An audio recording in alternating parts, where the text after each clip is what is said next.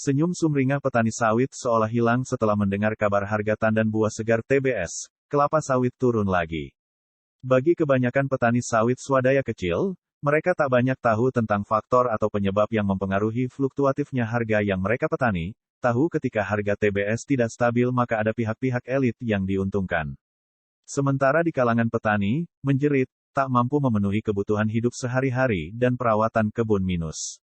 Di Kabupaten Ujung Timur Provinsi Aceh, yakni Aceh Tamiang, harga TBS di tingkat petani pada medio Juli ini Rp1.000 per kilogram setelah sebelumnya sempat anjlok tajam Rp700 sampai Rp800 per kilogram.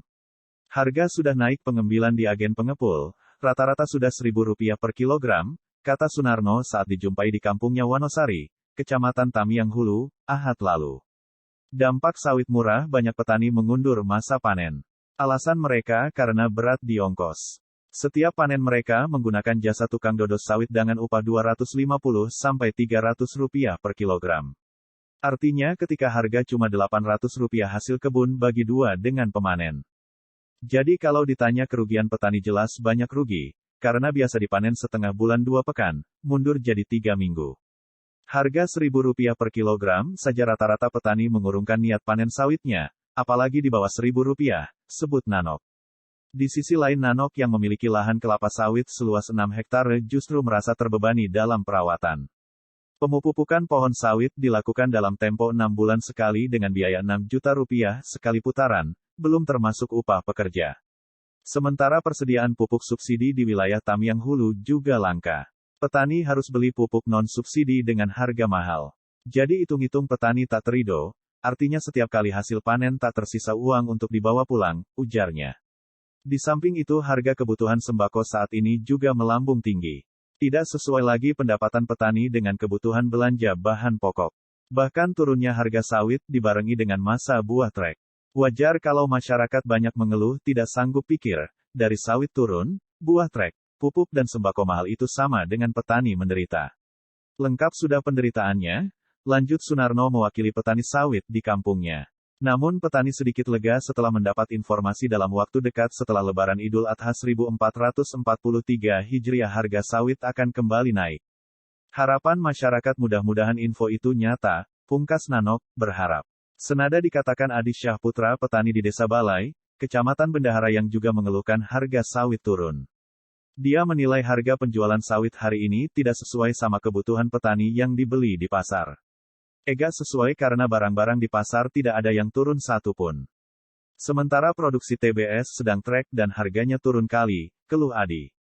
Selain itu, kata Adi persediaan pupuk juga langka di setiap kios maupun KUD di seputaran Sungai Yu, ibu kota Kecamatan Bendahara. Kalaupun tersedia pupuk subsidi dijual di atas harga eceran tertinggi.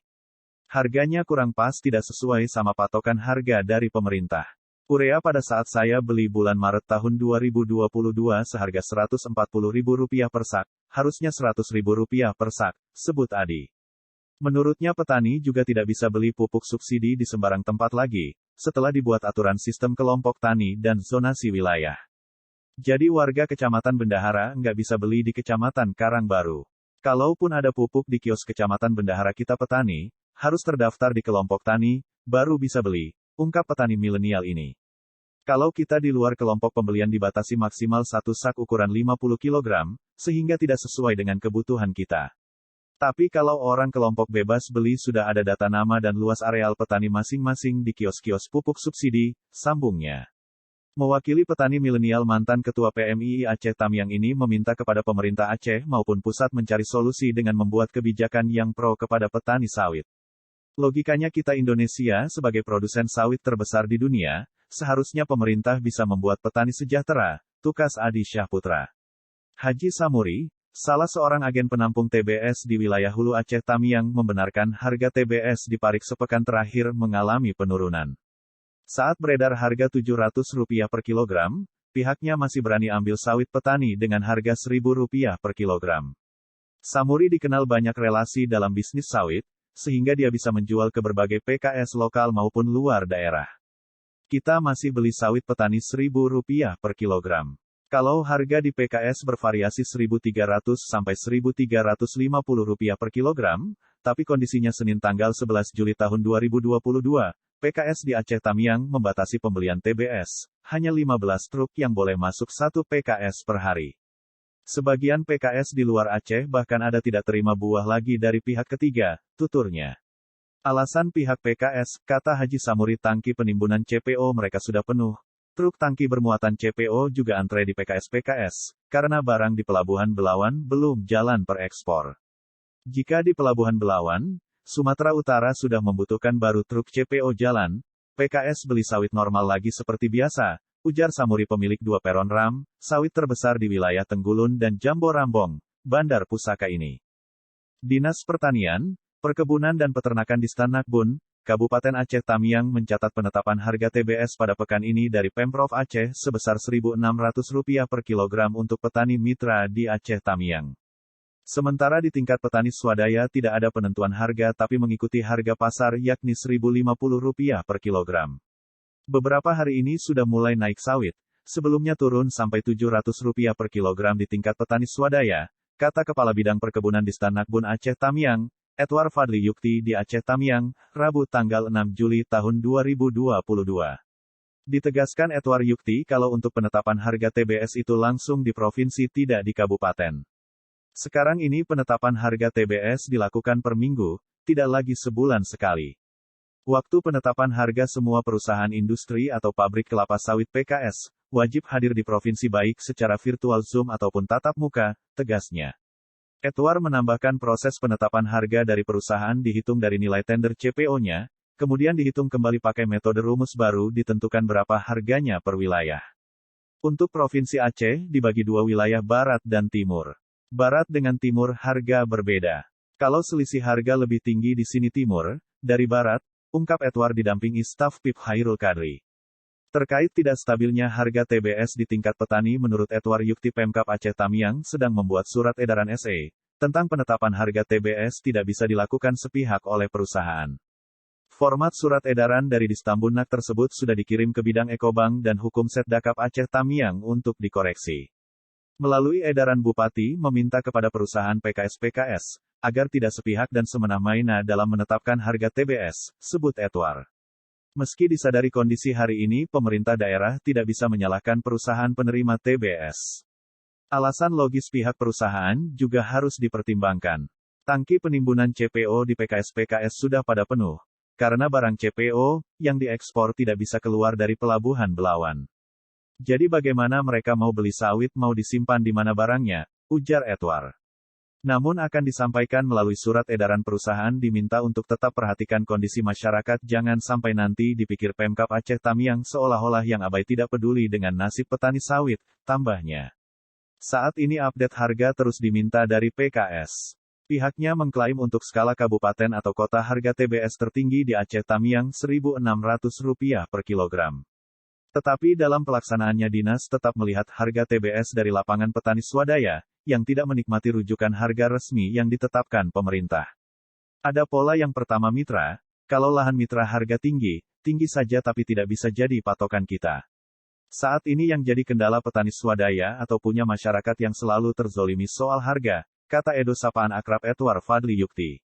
Untuk itu Distanbun Aceh Tamiang akan mengajak petani swadaya bergabung dengan perusahaan atau PKS masuk kemitraan. Adapun kriteria petani mitra, bibit harus bersertifikat, tidak boleh bibit dura, dan wajib ikut kelembagaan atau kelompok yang memiliki badan hukum. 2 hal itu sebagai syarat utamanya.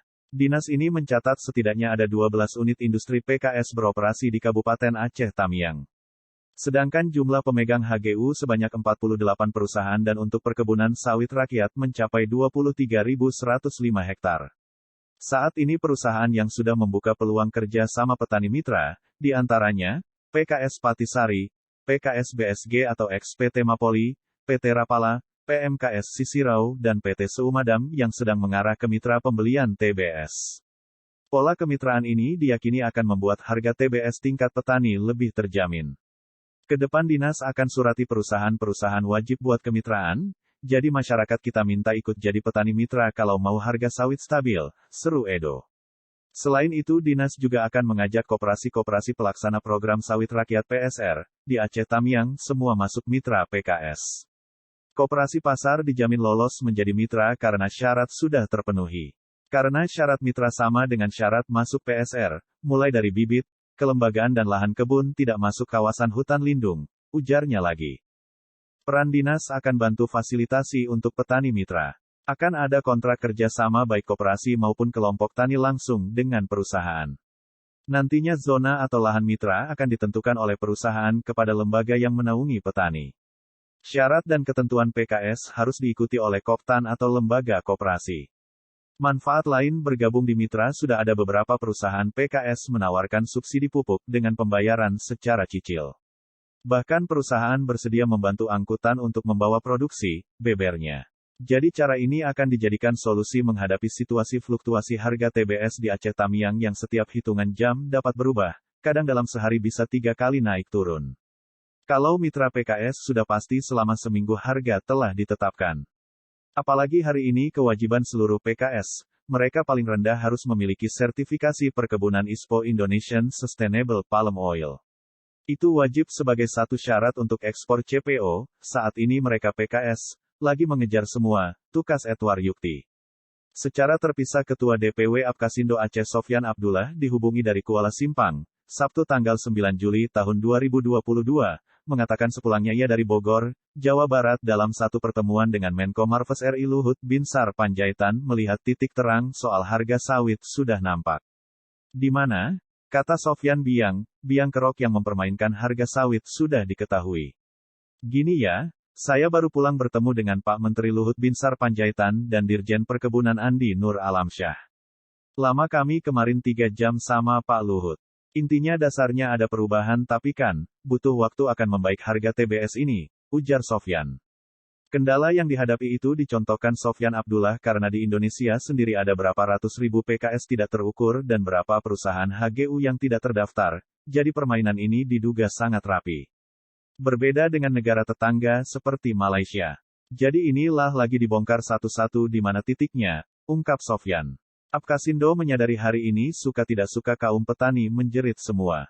Akibat menjerit ini timbul bahasa-bahasa tidak enak dari bawah harus diterima pemerintah. Jeritan petani ini sudah saya sampaikan juga dengan BPD PKS yang punya uang. Kita minta syarat biaya tambahan ekspor CPO sebesar $200 per ton diturunkan menjadi $150. Pak Luhut pun sampaikan hal itu, mungkin turun dalam beberapa minggu ini menjadi $150 per ton, sebutnya. Sementara itu terkait wacana Pemda Aceh Tamiang akan mengajak seluruh petani sawit melalui lembaga atau kelompok menjadi mitra PKS, Apkasindo Aceh menyatakan setuju dan menilai program kemitraan petani perusahaan itu positif, tapi dengan catatan harus jelas dengan siapa kelompok tani bermitra. Karena begini kalau bermitra dengan PT atau PKS itu dengan sendirinya bisa mendongkrak harga di sekeliling dia. Membantu dalam kapasitas pemodal sebagai induk semang sesuai dengan pola kemitraan bantuan untuk petani, demikian kata Sofyan Abdullah.